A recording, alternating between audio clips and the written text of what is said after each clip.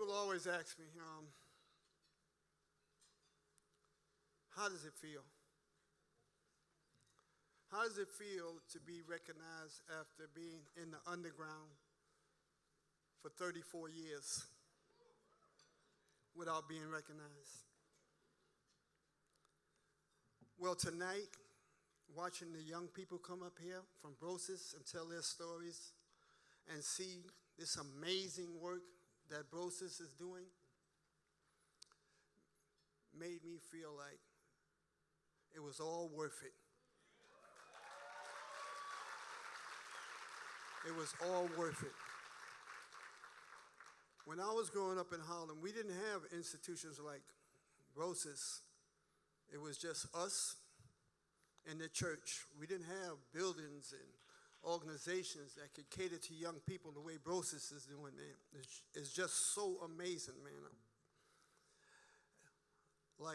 It's like, to me tonight, seeing this here and what the work that BroSis is doing, it's like the resurrection of the spirit of the Harlem Renaissance.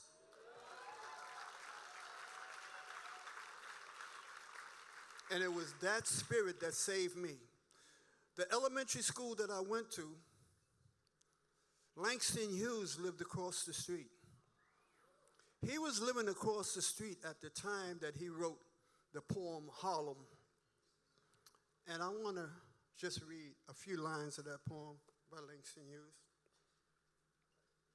Harlem. What happens to a dream deferred? Does it dry up like a raisin in the sun or fester like a sore and then run?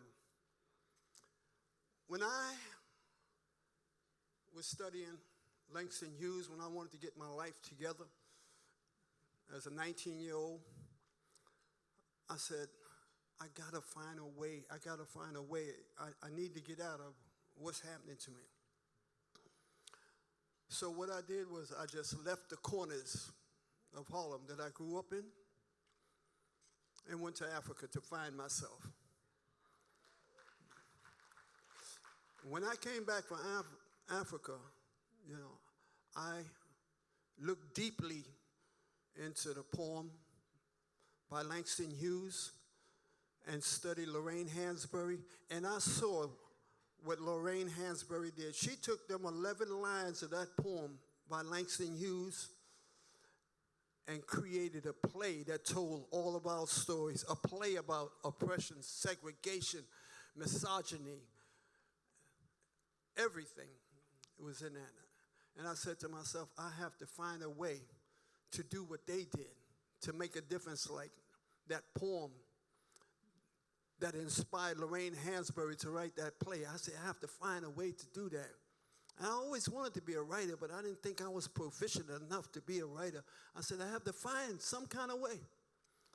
So when I decided not to go back to the streets of Harlem, I said, I'm going to follow my next passion, which is fashion. But I have to find a way to take fashion and do with it what Langston Hughes did with a poem. I say, I'm going to create clothes. And I'm going to create clothes in a way that it's never been created before.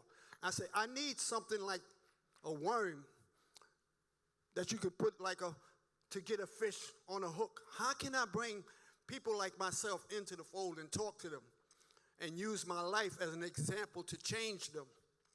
I say, you know what I'm going to do? I'm going to dress them. I'm going to make them sharp. But what they don't understand, my mission was not to dress bodies. It was to use my story to dress minds.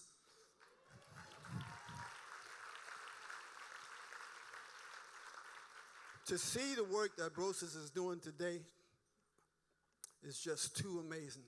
It's just so amazing.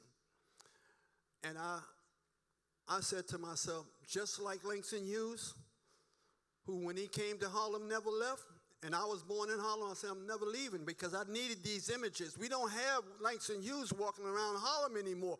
We don't have Lorraine Hansberry in Harlem anymore. I say, but Dapper Dan is going to be in Harlem. I'm going to inspire. I'm going to make a difference. Thank you. Thank you.